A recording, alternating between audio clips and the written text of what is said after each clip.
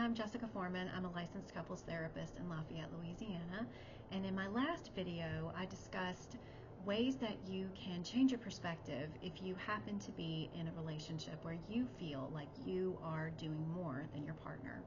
Today, I want to talk to the partner in this relationship who's hearing that they're not doing enough. That is a really, really tough place to be. It can feel very, very upsetting and frustrating and even hurtful whenever you maybe feel like you're doing your best and your partner's not seeing it. Maybe you feel like they don't appreciate your contribution to the relationship, or you might be finding yourself also recognizing that you might not be following through on some of the things that you're saying you're going to do. You might need to make some changes. It's time to take a tough look at yourself. If you're hearing this from your partner, take it seriously.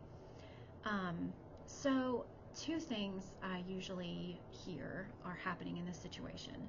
One is that someone might be feeling a bit voiceless in the relationship, feeling a bit overwhelmed whenever their partner's angry or upset, and they might be saying yes to things or making promises that they have no idea how they're going to follow through on them.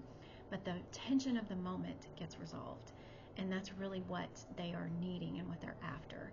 They are so overwhelmed by their partner moving away from them, talking about how upset they are, that they will do just about anything to make that stop. And they're just really hoping that they're going to be able to follow through on whatever it is that they're promising. And the second situation that I will frequently see is that one partner has some executive function issues. They are maybe completely intending in that moment to do the thing that they're saying they're going to do, the thing they said yes to. They might even be able to envision themselves following through on it. They can see how they're going to get it done. But then after they're in that moment, it's completely gone from their head. It doesn't exist anymore. They forgot about it. Or the time just really gets away from them, and there's something else that comes up, or they are finding themselves in the position that it's time to do the thing, like load the dishwasher, for example, that they said they were going to do, and they're just really struggling with motivation to do it. It's just they're having a lot of trouble. Executive function is super complicated. People pleasing, in the way I was talking about earlier, is also super, super complicated. And sometimes, unfortunately, both of those things are happening at the same time in the same person. So what the heck can you even do about this? Well, number one is you can educate yourself on executive function. There is a podcast by Ari Tuckman, who is an expert in ADHD, that I have learned a lot from, and I'm going to link that in the comments below. But practically, if you are feeling voiceless, saying yes, overcommitting yourself because you're overwhelmed by your partner's frustration, then one of the things you can do is you can upset them early. If you are saying yes and over-promising and under-delivering, you are not going to ever be able to avoid your partner's emotional frustration. Friend, you have got to make some peace with that, okay? You aren't going to die. I promise your relationship will get better if you radically accept that it's unavoidable, that your partner is going to be upset with you sometimes. Just like you might get upset with them sometimes. It's totally okay, I promise. So if you radically accept that, then you can start disappointing people early. Tell them no up front. Practice saying no. Find ways to say no and to not commit yourself to things, and allow the other person to feel how they feel about it. Now, that does not mean that you should not participate as an equal partner in your relationship. I am not saying that. What I am saying is let your actions speak louder than your words. If your partner is asking you to load the dishwasher and you're not sure you're going to be able to, then be honest. And then find ways to show up without your partner asking you to. And that's why in the previous video, I talked about how your partner needs to give you some time to learn the skill of being able to show up, and they need, you know, you guys have to learn and make peace for and space for each other's timing.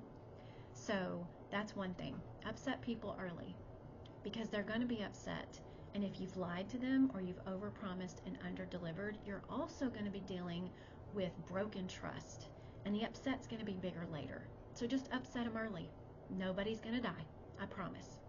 Number 2, if you have overpromised and underdelivered, admit it. Admit it early. Be honest. Say, yep, I didn't do that. It sucks. Absolutely, of course you're angry.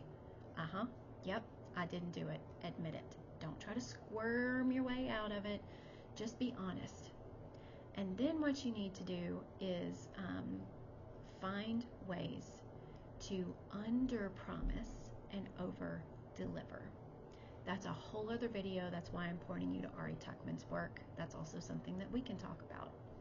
The last thing is sometimes people who have felt voiceless in their relationship, they don't offer their opinions. They don't take up space. So practice saying what you want. Your partner wants to hear that from you. They want to hear your yes. They want to hear your no. They want to hear your opinion. Often the other person, when you guys are all in my office together, I'll be hearing from them, I don't feel like I know anything about them. I don't feel like I know what they want. I don't feel like they're participating. They are often really, really seeking you to show up as your whole self and to offer what your opinions are. And so I want you to practice that. If any of this has resonated with you today, I want to talk to you about it some more. You can set up a free consultation with me for 30 to 45 minutes. We will get together and talk about the situation, and I will give you some actionable things, whether you work with me or not, that you can focus on to change your relationship immediately. You can find the information on how to do that in the comments below, and I really hope that I get to talk to you soon.